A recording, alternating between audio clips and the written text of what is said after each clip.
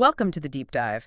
Today we're looking into the pancreas, a really vital organ, but one most people don't think about much. That's right. It's a powerhouse, really. Let's Yeah. break it down simply. Job one, it makes these, well, pretty aggressive chemicals to digest your food. Aggressive is a good word for them. Yeah. And job two, it controls your blood sugar. Think insulin. Super important for energy and balance. Okay, so digestive factory and blood sugar manager, got it. But when things go wrong there, it can get really serious fast. Extremely serious. And that's our mission today. We're diving into two major pancreatic problems. Pancreatitis, that's basically the organ catching fire, inflammation, and then pancreatic necrosis, which is tissue death. And it's incredibly dangerous. It really is. Now, the material we're drawing from offers a kind of surprising perspective. It suggests these aren't just random or purely genetic issues, but might actually stem from, like, physical mechanics, tension, stress, things physically changing how the body's plumbing works. And that's a really valuable way to look at it, especially because these conditions are often wrapped up in, very complex medical jargon. Simplifying the mechanics helps us understand prevention in a new way. And we need that understanding because, well, the stakes are incredibly high. Pancreatic necrosis, for instance. You mentioned it's deadly. Tragically so. Yeah. In well over 90% of cases, it ends in death. So any insight, especially the simple mechanical one that could lead to prevention, is absolutely crucial. Okay, let's tackle pancreatitis first, the pancreas catching fire. You said inflammation. So those digestive chemicals start attacking the organ itself. That's the essence of it, yes. Conventionally, pinpointing the exact trigger can be tricky sometimes, but the mechanical view offers a really logical explanation. Which is? It focuses on stagnation. Often, treatments look at the inflammation itself, but this perspective suggests that might be missing the root cause. Stagnation, like a blockage. Exactly. Remember those aggressive digestive juices?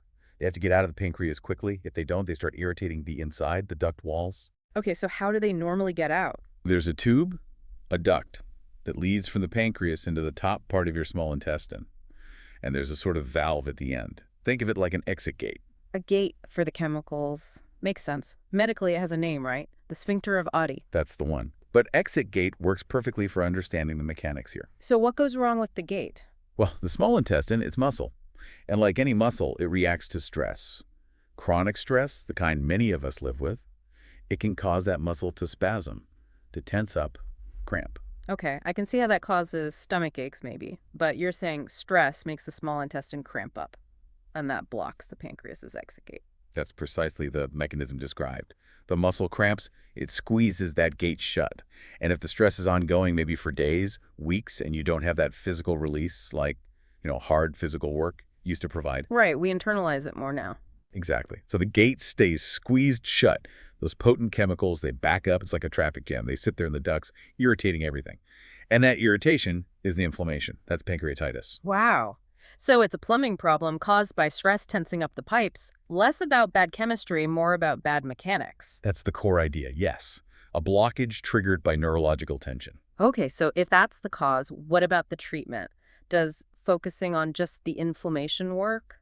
Well, if this mechanical view is right, just treating the inflammation with drugs might not be enough, you see. If the gate is still locked shut by that spasm, you're just treating the symptom, the burn, not the source of the fire. And the descriptions we have from patient experiences, they're pretty stark. People in hospital for weeks, like 21 days, getting medication constantly. And still having, up to 20 incredibly painful attacks a day because the underlying blockage, that spasm, wasn't being released. So if the problem is a locked gate, the solution should be unlocking it.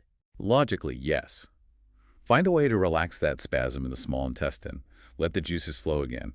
It sounds almost too simple, maybe. It does raise the question, why isn't this standard? It often comes down to different models of disease. Is chronic muscle tension seen as a primary driver for organ disease?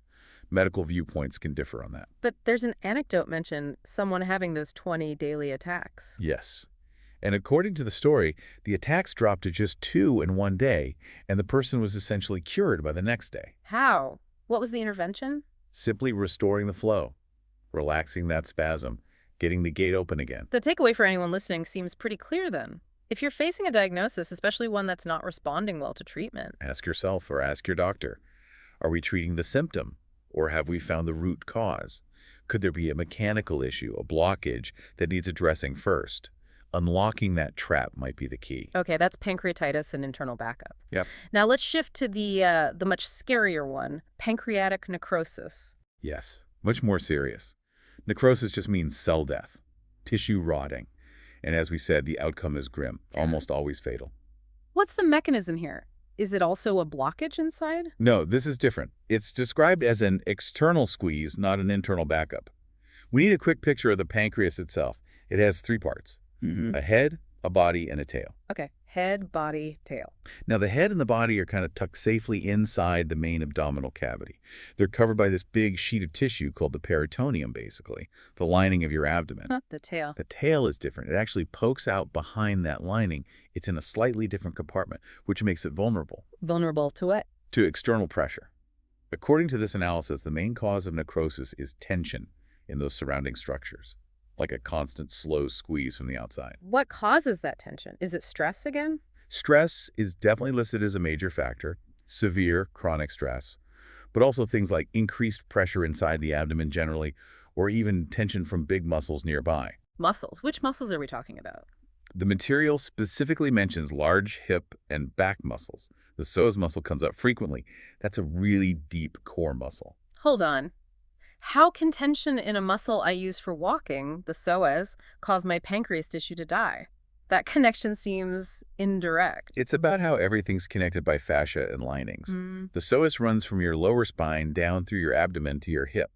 If it's chronically tight, maybe from stress, maybe from poor posture, it pulls. Pulls on what? It pulls on that abdominal lining, the peritoneum, right in the area where the tail of the pancreas sits. So a tight psoas, or just general abdominal tension from stress, can literally tighten the sheath around the pancreatic tail. Okay, so stress or tight muscles create tension in the lining, and that lining then squeezes the tail of the pancreas. Yes, and here's the critical part. That squeeze pinches the main artery supplying blood to the tail. Ah, it cuts off the blood supply. Exactly. That's the mechanism of death described here. So what happens when that artery gets pinched? Does it have to be a complete blockage? Not necessarily, and that's an important point. If the pinch is mild, maybe from sustained but not extreme tension, it restricts blood flow but doesn't cut it off completely. And the tail of the pancreas, what does it do? You mentioned insulin earlier. Precisely. The cells in the tail, the islet cells, they make insulin and glucagon. They're blood sugar managers. So if their blood supply, their fuel line is restricted? They can't function properly, they become impaired. And this chronic low-level restriction, this impaired function due to poor blood flow, the sources link that directly to the development of type 1 and type 2 diabetes. Wow. So chronic tension could lead to diabetes through this mechanical pinching? That's the hypothesis presented, yes. Chronic tension leading to long-term metabolic disease by impairing the insulin factory. But necrosis, that's the fatal outcome. That must be when the pinch is severe. Correct. If that artery gets squeezed shut completely, blood flow stops entirely. The pancreatic cells in the tail die. That's the necrosis. And dead tissue quickly leads to infection, pus, what's called purulent inflammation. That's what becomes fatal so quickly. And you mentioned diagnosis is often too slow. That's a key point in the material. The initial symptoms can be quite vague, maybe just some back pain or abdominal discomfort. By the time doctors suspect something serious, order the right scans, like an MRI, and get a definitive diagnosis. The infection has already taken hold? Often, yes.